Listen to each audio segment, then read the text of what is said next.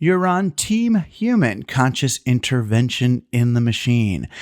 This is a special episode. My book is coming out, Survival of the Richest, Fantasies of the Tech Billionaires. It's a fun, crazy, dark comedy of a nonfiction book about my adventures over the years with the gentlemen who really believe they can rise above the rest of us and either become pure consciousness divorced from matter or wealthy platform monopoly titans who rule the planet from behind their virtual reality screens.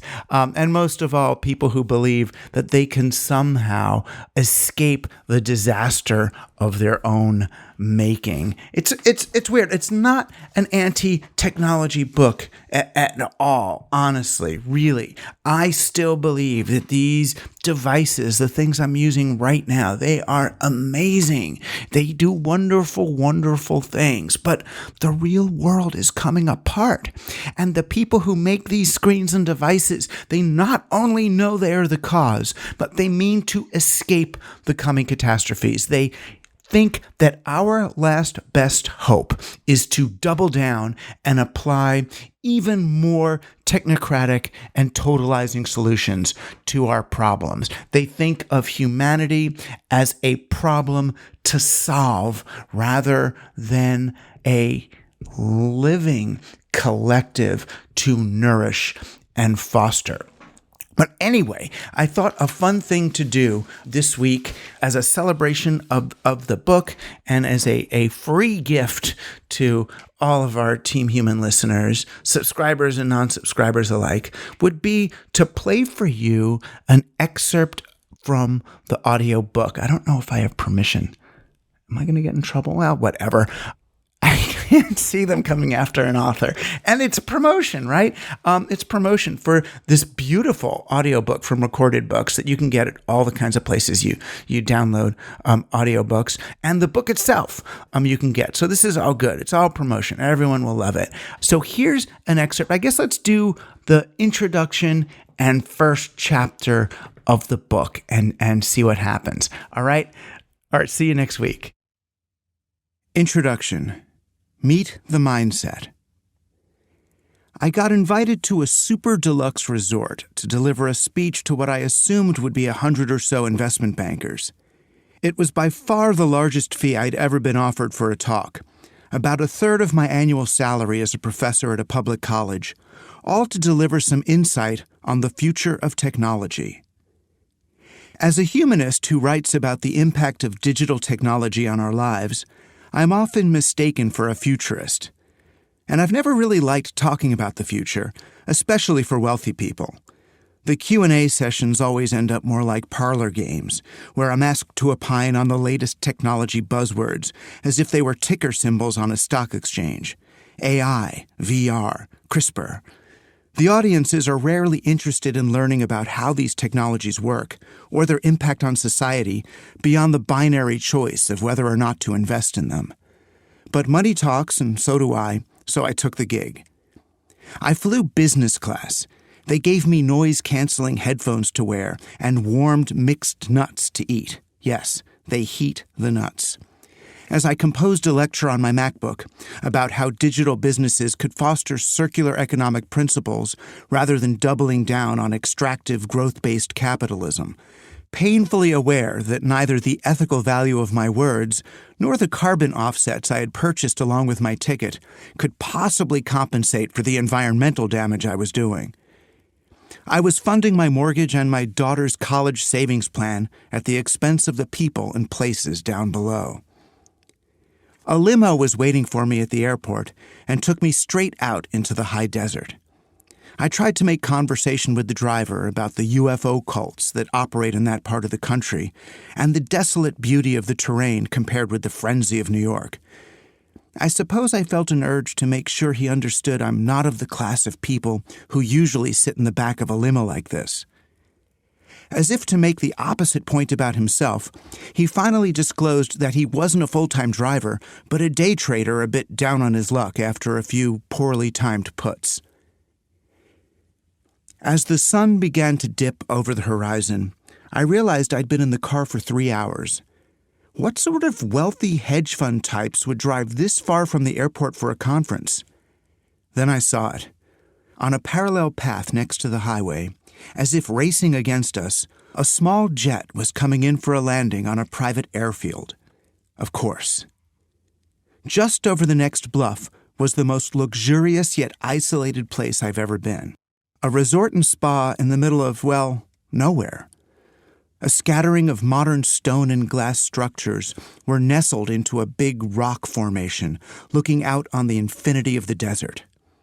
I saw no one but attendants as I checked in, and had to use a map to find my way to my private pavilion for the night. I had my own outdoor hot tub. The next morning, 2 men in matching Patagonia fleece came for me in a golf cart and conveyed me through rocks and underbrush to a meeting hall. They left me to drink coffee and prepare in what I figured was serving as my green room. But instead of me being wired with a microphone or taken to a stage, my audience was brought in to me. They sat around the table and introduced themselves. 5 super wealthy white guys, yes, all men, from the upper echelon of the tech investing and hedge fund world. At least 2 of them were billionaires. After a bit of small talk, I realized they had no interest in the talk I'd prepared about the future of technology. They'd come to ask questions. They started out innocuously and predictably enough. Bitcoin or Ethereum? Virtual reality or augmented reality? Who will get quantum computing first, China or Google? But they didn't seem to be taking it in. No sooner would I begin to explain the merits of proof-of-stake versus proof-of-work blockchains than they would move on to the next question. I started to feel like they were testing me, not my knowledge so much as my scruples. Eventually, they edged into their real topic of concern. New Zealand or Alaska? Which region will be less impacted by the coming climate crisis? It only got worse from there. Which was the greater threat? Climate change or biological warfare? How long should one plan to be able to survive with no outside help? Should a shelter have its own air supply? What is the likelihood of groundwater contamination? Finally, the CEO of a brokerage house explained that he had nearly completed building his own underground bunker system and asked, "How do I maintain authority over my security force after the event?" The event. That was their euphemism for the environmental collapse, social unrest, nuclear explosion, solar storm, unstoppable virus, or malicious computer hack that takes everything down. This single question occupied us for the rest of the hour. They knew armed guards would be required to protect their compounds from raiders as well as angry mobs. One had already secured a dozen Navy SEALs to make their way to his compound if he gave them the right cue. But how would he pay his guards once even his crypto was worthless? What would stop the guards from eventually choosing their own leader? The billionaires considered using special combination locks on the food supply that only they knew, or making guards wear disciplinary collars of some kind in return for their survival. Or maybe building robots to serve as guards and workers if that technology could be developed in time. I tried to reason with them. I made pro-social arguments for partnership and solidarity as the best approaches to our collective long-term challenges. The way to get your guards to exhibit loyalty in the future is to treat them like friends now, I explained. Don't just invest in ammo and electric fences. Invest in people and relationships. They rolled their eyes at what must have sounded to them like hippie philosophy. So I cheekily suggested that the way to make sure your head of security doesn't slit your throat tomorrow is to pay for his daughter's bat mitzvah today. They laughed. At least they were getting their money's worth in entertainment. I could tell they were also a bit annoyed. I wasn't taking them seriously enough. But how could I? This was probably the wealthiest, most powerful group I had ever encountered. Yet here they were, asking a Marxist media theorist for advice on where and how to configure their doomsday bunkers. That's when it hit me. At least as far as these gentlemen were concerned, this was a talk about the future of technology. Taking their cue from Tesla founder Elon Musk colonizing Mars, Palantir's Peter Thiel reversing the aging process, or artificial intelligence developers Sam Altman and Ray Kurzweil uploading their minds into supercomputers, they were preparing for a digital future that had less to do with making the world a better place than it did with transcending the human condition altogether. Their extreme wealth and privilege served only to make them obsessed with insulating themselves from the very real and present danger of climate change, rising sea levels, mass migrations, global pandemics, nativist panic, and resource depletion. For them, the future of technology is only about one thing: escape from the rest of us. These people once showered the world with madly optimistic business plans for how technology might benefit human society. Now, they've reduced technological progress to a video game that one of them wins by finding the escape hatch. Will it be Bezos migrating to space, Thiel to his New Zealand compound, or Zuckerberg to his virtual metaverse? And these catastrophizing billionaires are the presumptive winners of the digital economy, the supposed champions of the survival of the fittest business landscape that's fueling most of this speculation to begin with. Of course, it wasn't always this way. There was a brief moment in the early 1990s when the digital future felt open-ended. In spite of its origins in military cryptography and defense networking, digital technology had become a playground for the counterculture, who saw in it the opportunity to invent a more inclusive, distributed, and participatory future.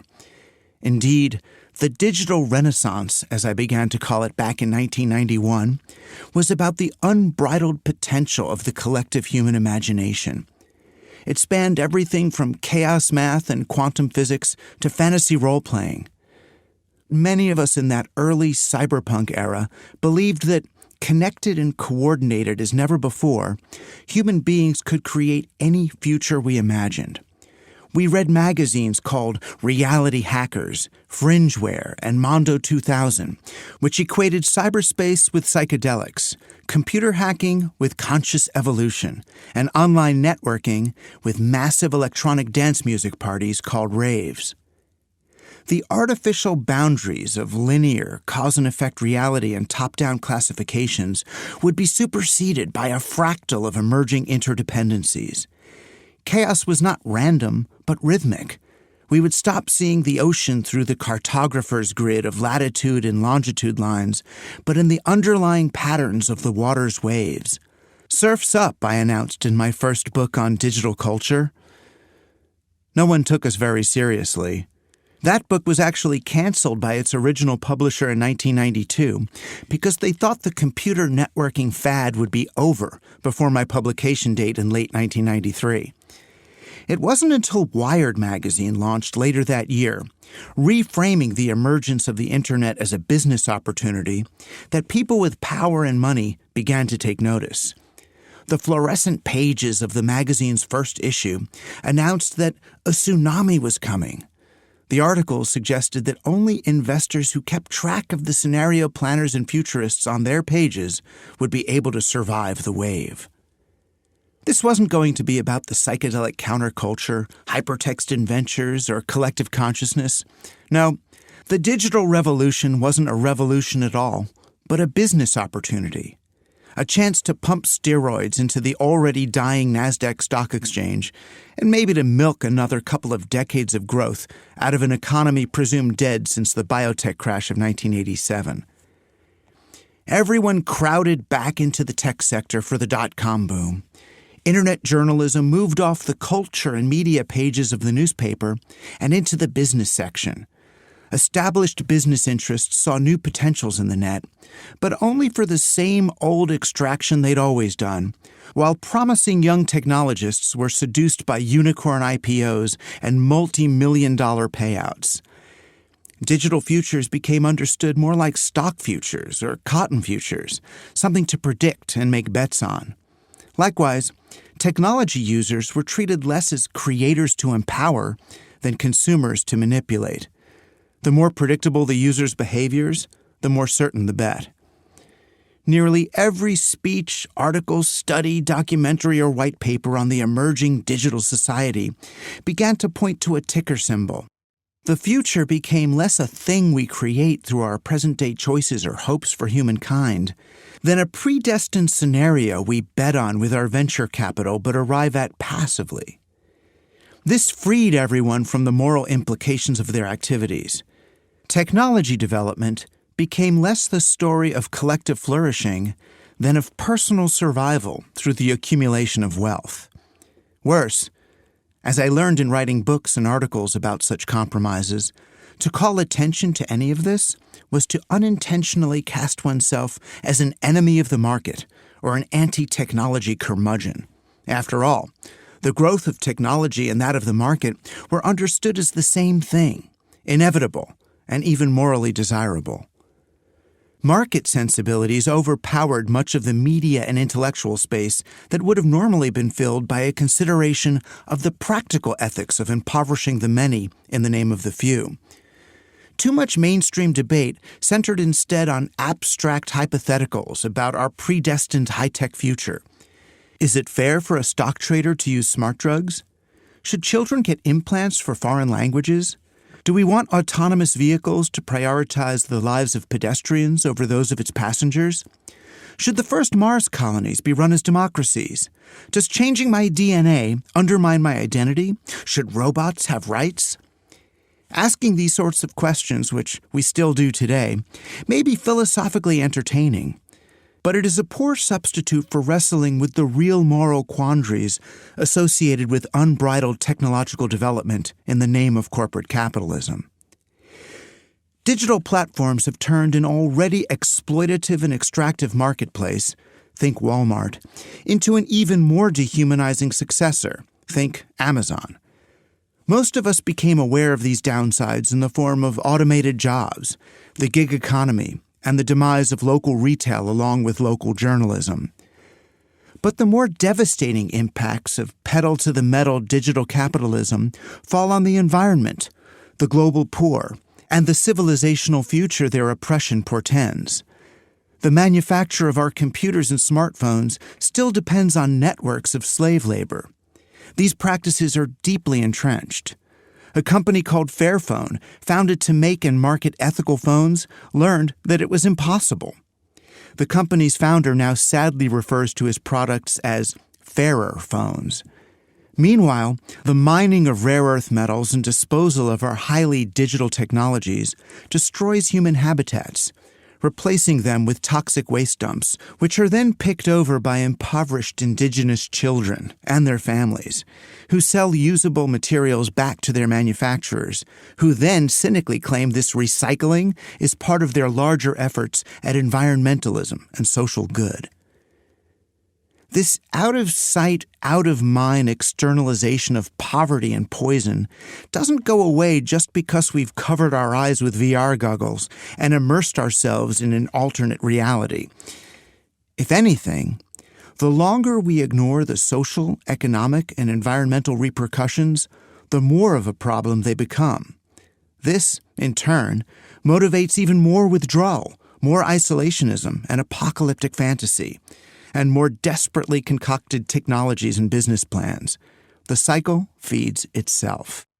The more committed we are to this view of the world, the more we come to see other human beings as the problem and technology as a way to control and contain them.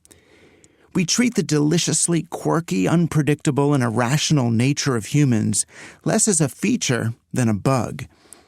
No matter their own embedded biases, technologies are declared neutral. Any bad behaviors they induce in us are just a reflection of our own corrupted core. It's as if some innate, unshakable human savagery is to blame for our troubles. Just as the inefficiency of a local taxi market can be solved with an app that bankrupts human drivers, the vexing inconsistencies of the human psyche can be corrected with a digital or genetic upgrade. Ultimately, according to the techno-solutionist orthodoxy, the human future climaxes by uploading our consciousness to a computer, or perhaps better, accepting that technology itself is our evolutionary successor. Like members of a Gnostic cult, we long to enter the next transcendent phase of our development, shedding our bodies and leaving them behind, along with our sins and troubles and, most of all, our economic inferiors. Our movies and television fare play out these fantasies for us. Zombie shows depict a post-apocalypse where people are no better than the undead and seem to know it. Worse, these shows invite viewers to imagine the future as a zero-sum battle between the remaining humans, where one group's survival is dependent on another one's demise. Even our most forward-thinking science fiction shows now depict robots as our intellectual and ethical superiors. It's always the humans who are reduced to a few lines of code, and the artificial intelligences who learn to make more complex and willful choices. The mental gymnastics required for such a profound role reversal between humans and machines all depend on the underlying assumption that most humans are essentially worthless and unthinkingly self-destructive. Let's either change them or get away from them forever. Thus, we get tech billionaires launching electric cars into space, as if this symbolizes something more than one billionaire's capacity for corporate promotion. And if a few people do reach escape velocity and somehow survive in a bubble on Mars, despite our inability to maintain such a bubble here on Earth in either of two multi-billion-dollar biosphere trials, the result would be less a continuation of the human diaspora than a lifeboat for the elite. Most thinking, breathing human beings understand there is no escape. What I came to realize as I sat sipping imported iceberg water and pondering doomsday scenarios with our society's great winners is that these men are actually the losers. The billionaires who called me out to the desert to evaluate their bunker strategies are not the victors of the economic game so much as the victims of its perversely limited rules. More than anything, they've succumbed to a mindset where winning means earning enough money to insulate themselves from the damage they are creating by earning money in that way. It's as if they want to build a car that goes fast enough to escape from its own exhaust. Yet this Silicon Valley escapism, let's call it the mindset, encourages its adherents to believe that the winners can somehow leave the rest of us behind. Maybe that's been their objective all along. Perhaps this fatalist drive to rise above and separate from humanity is no more the result of runaway digital capitalism than its cause. A way of treating one another in the world that can be traced back to the sociopathic tendencies of empirical science, individualism, sexual domination, and perhaps even progress itself. Yet while tyrants since the time of Pharaoh and Alexander the Great may have sought to sit atop great civilizations and rule them from above, never before have our society's most powerful players assumed that the primary impact of their own conquests would be to render the world itself unlivable for everyone else. Nor have they ever before had the technologies through which to program their sensibilities into the very fabric of our society. The landscape is alive with algorithms and intelligences actively encouraging these selfish and isolationist outlooks. Those sociopathic enough to embrace them are rewarded with cash and control over the rest of us. It's a self-reinforcing feedback loop. This is new. Amplified by digital technologies and the unprecedented wealth disparity they afford, the mindset allows for the easy externalization of harm to others and inspires a corresponding longing for transcendence and separation from the people and places that have been abused.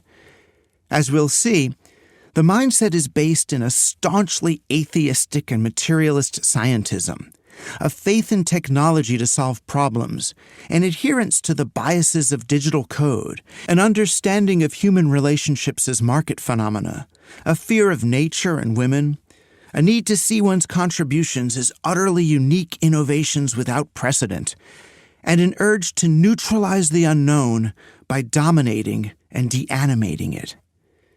Instead of just lording over us forever, however, the billionaires at the top of these virtual pyramids actively seek the endgame.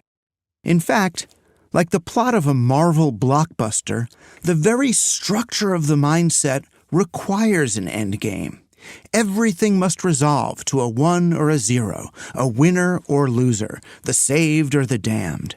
Actual imminent catastrophes, from the climate emergency to mass migration, support the mythology, offering these would-be superheroes the opportunity to play out the finale in their own lifetimes. For the mindset also includes a faith-based Silicon Valley certainty that they can develop a technology that will somehow break the laws of physics, economics, and morality to offer them something even better than a way of saving the world, a means of escape from the apocalypse of their own making. Chapter 1. The Insulation Equation. Billionaire Bunker Strategies. By the time I boarded my return flight to New York, my mind was reeling with the implication of the mindset. Where had it come from? What caused it? What were its main tenets? Who were its true believers? What, if anything, could we do to resist it? Before I had even landed, I posted an article about my strange encounter, to surprising effect. Almost immediately, I began receiving inquiries from businesses catering to the billionaire prepper, all hoping I would make some introductions on their behalf to the 5 men I had written about. I heard from a real estate agent who specializes in disaster-proof listings, a company taking reservations for its 3rd underground dwellings project, and a security firm offering various forms of risk management. But the message that got my attention came from a former president of the American Chamber of Commerce in Latvia. J.C. Cole had witnessed the fall of the Soviet Empire, as well as what it took to rebuild a working society almost from scratch. He had also served as landlord for the American and European Union embassies and learned a whole lot about security systems and evacuation plans. "You certainly stirred up a bee's nest," he began his first email to me. "I find it quite accurate. The wealthy hiding in their bunkers will have a problem with their security teams. I believe you are correct with your advice to treat those people really well right now, but also the concept may be expanded, and I believe there is a better system that would give much better results." He proceeded to lay out the facts. He felt certain that the event, a gray swan or predictable catastrophe triggered by our enemies, Mother Nature, or just by accident, was inevitable. He had done a SWOT analysis, strengths, weaknesses, opportunities, and threats on the situation, and concluded that preparing for calamity requires us to take the very same measures as trying to prevent one. "By coincidence," he explained, "I am setting up a series of safe haven farms in the New York City area. These are designed to best handle an event and also benefit society as semi-organic farms, both within 3 hours' drive from the city, close enough to get there when it happens." I couldn't resist. Here was a prepper with security clearance, field experience, and food sustainability expertise.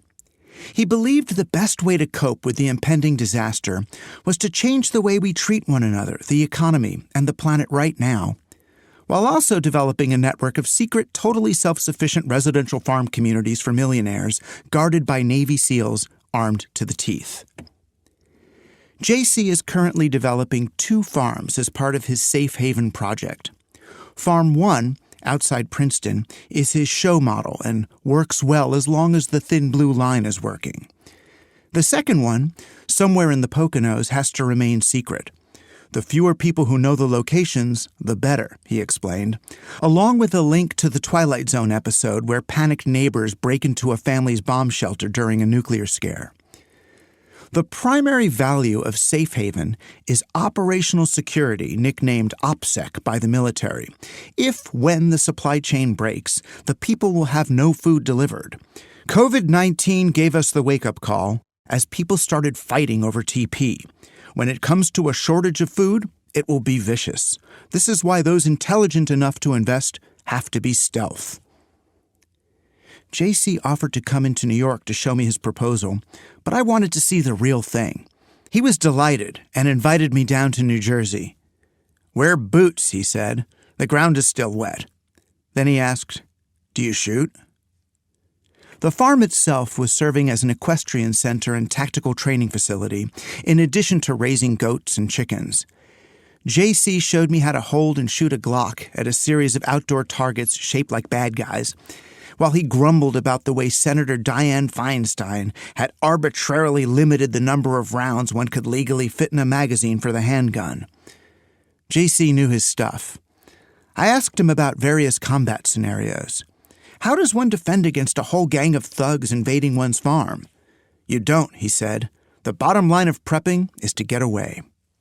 Of course, if you have a compound like the one JC was building, things are a little different. "The only way to protect your family is with a group," he said. That's really the whole point of his project. To gather a team capable of sheltering in place for a year or more, while also defending itself from those who haven't prepared. The SWAT team of a city police force have visited here. They all said they'd be here at the first sign of trouble. JC is also hoping to train young farmers in sustainable agriculture and to secure at least one doctor and dentist for each location. We had to finish shooting before a teenager arrived to practice jumping with her horse. On the way back to the main building, JC showed me the layered security protocols he had learned designing embassy properties. A fence around the whole place, no trespassing signs, guard dogs, surveillance cameras, all disincentives meant to prevent a violent confrontation. He paused for a minute as he stared down the drive.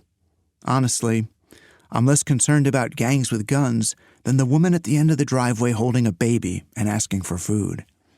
He paused and sighed, "I don't want to be in that moral dilemma."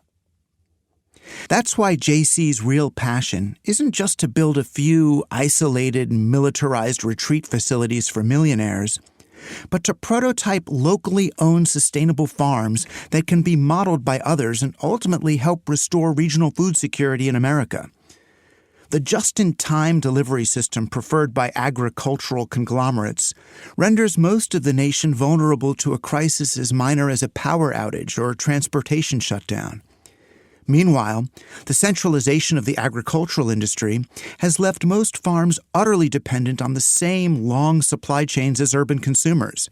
"Most egg farmers can't even raise chickens," JC explained as he showed me his hen houses. "They buy chicks. I've got roosters." JC is no hippie environmentalist. He refers to Hillary Clinton only as her and publishes pieces online about America's deep state misadventures in the coming oil wars. But his business model is based in the same communitarian spirit I tried to convey to the billionaires. The way to keep the hungry hordes from storming the gates is by getting them food security now. So for $3 million, investors not only get a maximum security compound in which to ride out the coming plague, solar storm, or electric grid collapse, they also get a stake in a potentially profitable network of local farm franchises that could reduce the probability of a catastrophic event in the first place. His business would do its best to ensure that there are as few hungry children at the gate as possible when the time comes to lock down. So far, J.C. Cole has been unable to convince anyone to invest in American heritage farms. That doesn't mean no one is investing in such schemes. It's just that the ones that attract more attention and cash don't generally have these cooperative components. They're more for people who want to go it alone. Most billionaire preppers don't want to have to learn to get along with a community of farmers, or worse, spend their winnings funding a national food resilience program. The mindset that requires safe havens is less concerned with preventing moral dilemmas than simply keeping them out of sight. Most of those seriously seeking a safe haven simply hire one of several prepper construction companies to bury a prefab steel-lined bunker somewhere on one of their existing properties. Rising S Company out of Texas builds and installs bunkers and tornado shelters for as little as $40,000 for an 8 by 12-foot emergency hideout, all the way up to the $8.3 million luxury series Aristocrat, complete with pool and bowling lane. While they've got photos of the lower-priced models on their website, the larger ones are depicted in virtual walkthroughs, likely because not many, if any, are actually being constructed on that scale.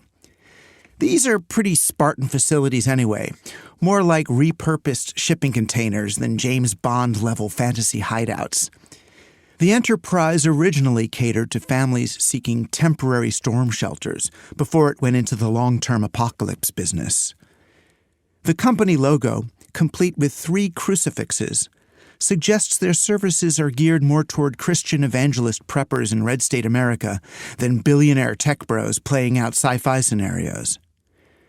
There's something much more whimsical about the facilities in which most of the billionaires, or more accurately, aspiring billionaires, actually invest.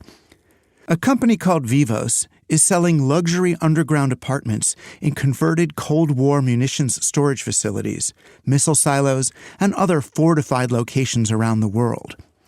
Like miniature Club Med resorts, they offer private suites for individuals or families and larger common areas with pools, games, movies, and dining. Ultra-elite shelters like the Oppidum in the Czech Republic claim to cater to the billionaire class and pay more attention to the long-term psychological health of residents. They provide imitation of natural light, such as a pool with a simulated garden area, a wine vault, and other amenities to make the wealthy feel more at home. On closer analysis, however, the probability of a fortified bunker actually protecting its occupants from the reality of, reality is very slim. For one, the closed ecosystems of underground facilities are preposterously brittle. The diversity found in genuine, real-world biomes cushions them and their inhabitants from catastrophe.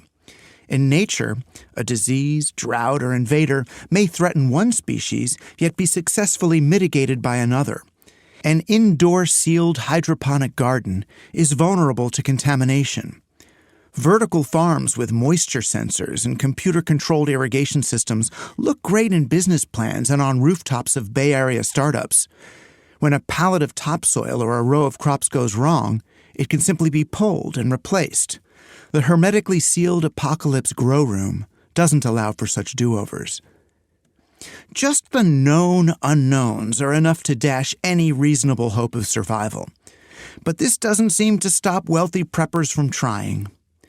The New York Times reported that real estate agents specializing in private islands were overwhelmed with inquiries during the COVID-19 pandemic. Prospective clients were even asking about whether there was enough land to do some agriculture in addition to installing a helicopter landing pad. But while a private island may be a good place to wait out a temporary plague, turning it into a self-sufficient, defensible ocean fortress is harder than it sounds. Small islands are utterly dependent on air and sea deliveries for basic staples. Solar panels and water filtration equipment need to be replaced and serviced at regular intervals. The billionaires who reside in such locales are more, not less dependent on complex supply chains than those of us embedded in industrial civilization. Not that the environment is truly sealed anyway. Everything gets everywhere. Toxic clouds, plague, and radiation have a way of spreading and seeping through the most well-thought-out barricades. HEPA filters need to be regularly replaced, and sometimes fail even when they are. Air pollution from factories in China and forest fires in Europe and California already travels to distant continents, measurably contaminating Everest and Kathmandu. Cancer-causing microplastics are as plentiful in the polar ice as they are in a typical European town. The average American already consumes about a credit card worth of plastic a month, according to a worldwide Fund for Nature study. Just read the news. There is no escape. Surely the billionaires who brought me out for advice on their exit strategies were aware of these limitations. Could it have all been some sort of game? 5 men sitting around a poker table, each wagering his escape plan was the best? Was I supposed to be playing the part of the neutral dealer? Or the fantasy role-playing game master, meting out judgment on each of the scenarios they described? Still, there was something more going on here as well. If they were in it just for fun, they wouldn't have called for me. They would have flown out the author of a zombie apocalypse comic book. If they wanted to water test their bunker plans, they'd have hired a security expert from Blackwater or the Pentagon. They seemed to want something more. Their language went far beyond questions of disaster preparedness and verged into politics and philosophy. Words like individuality, sovereignty, governance, and autonomy. That's because it wasn't their actual bunker strategies I'd been brought out to evaluate, so much as the philosophy and mathematics they were using to justify their commitment to escape. They were working out what I've come to call the insulation equation. Could they earn enough money to insulate themselves from the reality they were creating by earning money in this way? Was there any valid justification for striving to be so successful that they could simply leave the rest of us behind, apocalypse or not? As holders of the mindset, they've been rejecting the collective polity all along and embracing the hubristic notion that with enough money and technology, the world can be redesigned to one's personal specifications. Their various self-sovereignty escape initiatives amount to the same techno-libertarian world-building fantasy exemplified by the ultra-billionaires' competition to colonize Mars, but designed for implementation right here on Earth. Only trillionaires will actually make it into space to terraform planets anyway. The cohort who solicited my Doomsday advice readily admitted they were low-level billionaires who could at best hitch a ride with Elon Musk, Richard Branson, or Jeff Bezos, who are themselves at least a few generations away from colonizing anything.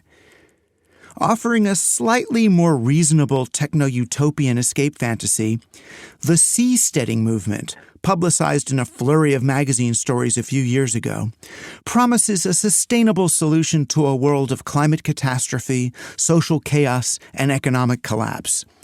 In the Minecraft meets Waterworld future envisioned by aquapreneurs, wealthy people are to live in independent, free-floating city-states, giant clusters of high-tech rafts using clean, renewable ocean thermal energy to power themselves and escape from a civilization of oil-drilling land dwellers. The hype around these initiatives may have died down, but several billionaires and even some legitimate organizations, including the United Nations and MIT, are still hard at work on humanity's return to the sea. Proponents of seasteading seem to start every conversation with the promise of sustainability, environmentalism, or insulation from risks like COVID or climate chaos. Why fear rising oceans if you're already living on the ocean? Eventually, however, they always get to more ideological motivations for leaving terra firma behind. The mission statement of the Seasteading Institute puts it plainly: to establish permanent, autonomous ocean communities to enable experimentation and innovation with diverse social, political, and legal systems. The tech entrepreneurs investing in these ocean schemes seek to retrieve the Wild West free-for-all associated with the early internet. It has little to do with the water and everything to do with political autonomy. Freedom to live ruled only by the mindset. Unfettered and unregulated by the backwards thinking of nation-states, aquapreneurs will be free to reimagine civilization as an ultra-libertarian experiment.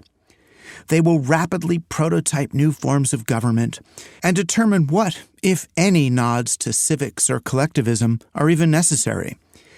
As the Seasteading Institute website explains, we've had the agricultural revolution, the commercial and industrial revolutions, but why not a governance revolution? Enter the sea. The ocean will be the means to an end, a way of redefining one's sovereignty from the bottom up, being always absolutely in charge of one's personal allegiance, expression of values, and obligation to the law.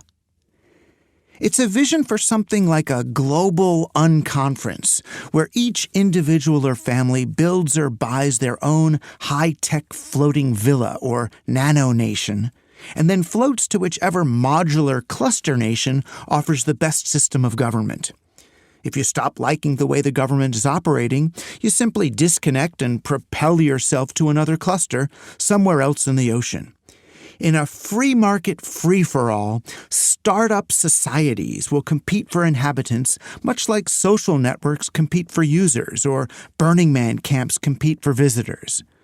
Moreover, free of national regulations, aquapreneurs will be able to develop technologies and make scientific breakthroughs impossible in countries imposing legal or moral restrictions on genetic engineering, cloning, or nanotechnology.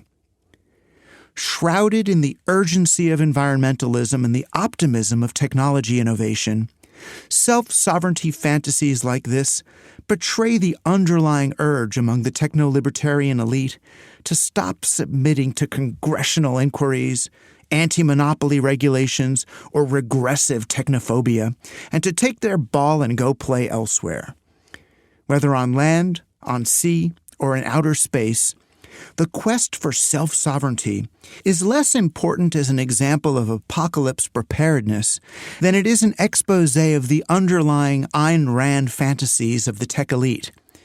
The most rational and productive among us escape to pursue their self-interests, empowered to build an independent economy of their own, free from the moral consequences of their actions. Thanks for listening. That was the introduction and first chapter of my new book, Survival of the Richest, Escape Fantasies of the Tech Billionaires. I hope you liked it. I hope you liked it enough to want to hear the rest of it. It gets crazier and funnier as it goes. All right, take care and see you next week.